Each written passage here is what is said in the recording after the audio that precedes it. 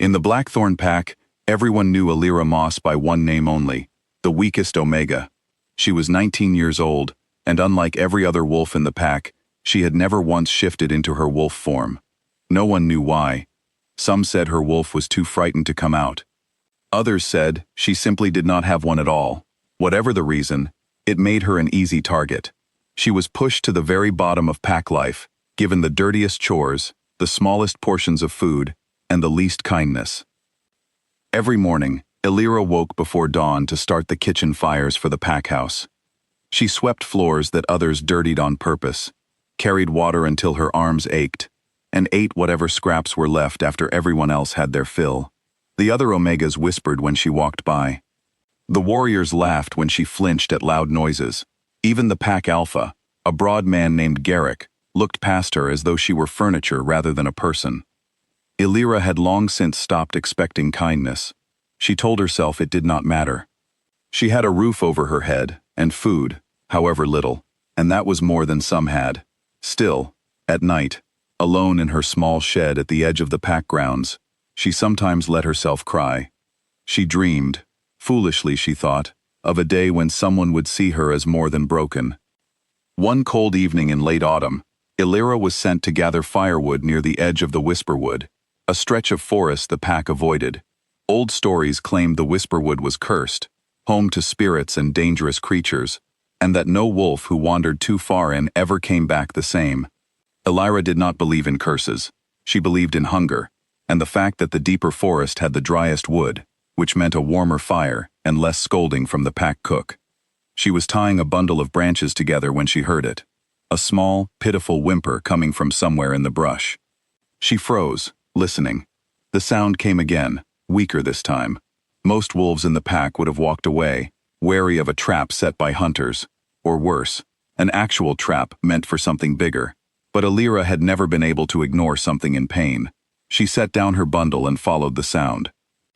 She found a wolf pup tangled in a hunter's snare, half hidden beneath a fallen log. Its silver fur was matted with dirt and a little blood, and one of its back legs was caught tight in the wire loop. It looked at her with wide, ice-blue eyes so pale they seemed to glow faintly in the dim evening light. The pup was too small to be dangerous, and too weak to run. Illyra knelt beside it slowly, speaking in a soft voice the way she wished someone had once spoken to her. "It's all right. I won't hurt you. Let me help." The pup whimpered, but did not bite, as she carefully worked the wire loose from its leg. Once it was free, it did not run away. Instead, it pressed itself against her knees, shivering. Illyra looked around, half expecting a mother wolf to appear and reclaim it, but the forest stayed silent. She could not leave it there, injured and alone, with night falling and the temperature dropping. She wrapped the pup in her shawl and carried it back to her shed, sneaking past the pack house so no one would ask questions. Nobody paid attention to Omegas anyway. She cleaned the small wound on its leg with water she had saved for washing, wrapped it in a strip of cloth torn from an old blanket, and warmed a little milk she had been saving for herself. The pup drank eagerly, then curled against her side and fell asleep. Illyra watched it breathe, feeling something she had not felt in a long time, the quiet comfort of being needed by something, even something small. Over the next 2 days, Illyra cared for the pup in secret. She fed it scraps she managed to save, kept its wound clean, and talked to it in the evenings while she worked. She was not sure why she told it so much. Perhaps because it could not judge her, could not laugh or whisper behind her back. She told the pup about her childhood, about the day the pack realized she would never shift, about how tired she was of being invisible. "I used to think something was wrong with me," she said one night, stroking its soft fur as it rested its head on her lap. "Maybe I still do, but I don't feel wrong right now. I feel like myself." The pup's ice-blue eyes watched her closely, almost as if it understood every word. What Illyra did not know was that this was no ordinary pup. It was Cassian Silverfang, the Alpha King who ruled over every pack in the land, including Blackthorn. Days earlier, while investigating reports of danger near the kingdom's border, he had been struck by a hunter's trap that carried a rare silver poison, one strong enough to weaken even an Alpha King and force him into his smallest, most vulnerable form. Too weak to shift back, and too far from his own territory to call for help, He had wandered, hurt and alone, until Alira found him. In his pup form, Cassian's mind was quieter, closer to instinct than thought, but something in him recognized Alira immediately. Her scent calmed the pain. Her voice soothed the fear clawing at the edges of his mind. For the first time in years, the king who commanded armies and struck fear into rival packs felt something he rarely allowed himself to feel: safety. By the third night, the poison had finally worked its way out of his blood. Alira was sitting on the floor of her shed, mending a tear in her only spare dress by candlelight. The pup curled beside her, when she noticed something strange. The moonlight pouring through the small window seemed to grow brighter, and the pup beside her began to tremble. Not from cold this time, but from something else entirely. "What's wrong?" she asked, setting down her sewing. The pup's body began to stretch and shift, bones cracking softly, fur receding, limbs lengthening. Alira scrambled back in shock as the small silver wolf grew rapidly into the shape of a man, tall and broad-shouldered, with the same striking ice-blue eyes. He knelt on the floor of her tiny shed, breathing hard, golden light still flickering faintly across his skin from the last of the shift. Alira pressed herself against the wall, heart pounding. What are you?" The man lifted his head, and even in the dim candlelight, there was no mistaking the power radiating from him. It was not the ordinary presence of a pack warrior. It was something far greater, something that made every instinct in her want to bow, even without a wolf of her own to guide her. "My name is Cassian," he said, his voice low and steady despite his exhaustion. "Cassian Silverfang." Alira's breath caught.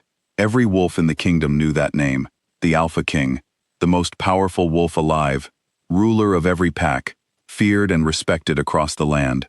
And she had been feeding him warm milk from a chipped bowl and telling him her secrets, believing him to be nothing more than an injured pup. "I don't understand," she whispered. You were a pup." "A hunter's trap," Cassian explained, slowly rising to his feet, careful to keep his movements gentle so as not to frighten her further. "The poison on it was strong enough to strip away my strength and force me into that form. I could not shift back until it left my body. I could not even speak to explain myself to you." He paused, studying her with an intensity that made her stomach twist. "But I remember everything, Alira. Every word you said to me, every kindness you showed a helpless creature who could offer you nothing in return." Her name, spoken in his voice, sent a strange warmth through her chest. She did not remember telling him her name. "You already knew that too?" she asked. "I know more than that," he said quietly. He took a slow step closer, and though every instinct told her to be afraid of a king's power, something deeper in her, something she had never felt before, urged her to stay. "In my weakest form, when I had nothing left but instinct, my wolf recognized something my mind had been too busy, too guarded, to notice on my own." He stopped just before her, his ice-blue eyes searching her face. "You are my fated mate, Alira, my Luna." The words hit her like a wave, too large and strange to fully understand. "That's not possible," she managed.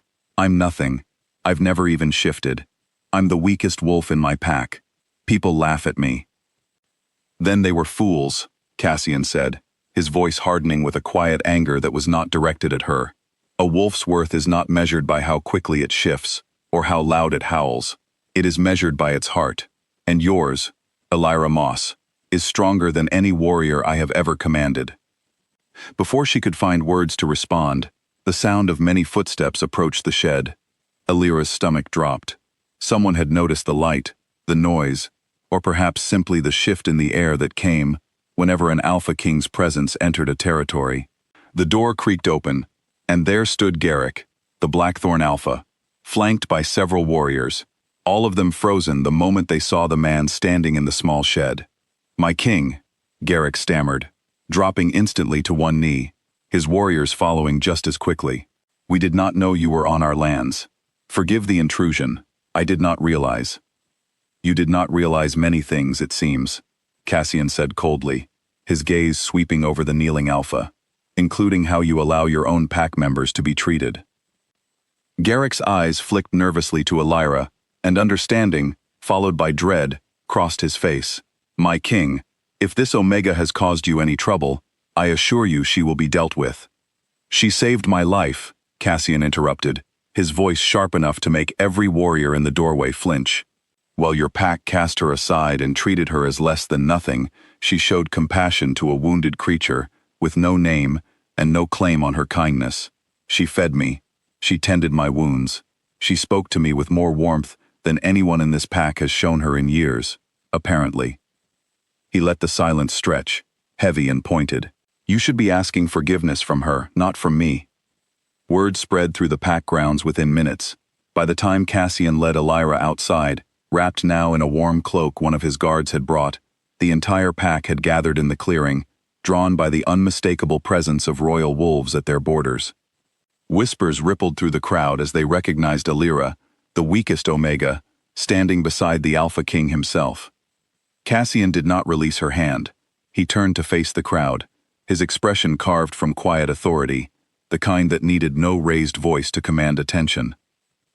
"Many of you have spent years believing this woman was worthless," he said, his words carrying clearly across the silent clearing. "You were wrong. She is not weak. She is kind. She is brave. And she has more strength in her heart than most wolves will ever know in their entire lives." He looked down at Elira, and for the first time, something softened in his expression, something almost vulnerable beneath the weight of his crown. "She is my Luna, my mate, and from this night forward, she carries the full protection and honor of the Silver Fang Kingdom." A ripple of shocked murmurs moved through the crowd, but no one dared to argue. Garrick, still kneeling, bowed his head lower, shame written plainly across his face. Elira stood frozen, overwhelmed by the sight of the very people who had mocked her for years, now staring at her in stunned silence, some even lowering their eyes in the presence of the king's chosen mate. It did not feel real. Just days ago she had been sweeping floors and eating scraps in silence. Now she stood in the moonlight, her hand held by the most powerful wolf in the land, who looked at her not with pity, but with something that looked remarkably like devotion. "I don't know how to be a Luna," she admitted quietly, only for him to hear. "I don't even know how to be anything other than what they made me." Cassian lifted her chin gently, his ice-blue eyes steady and warm. "You already are everything you need to be. The rest, we will learn together." He lifted her into his arms then, ignoring her soft gasp of surprise, and carried her toward the waiting royal guard, leaving behind the pack that had once overlooked her completely.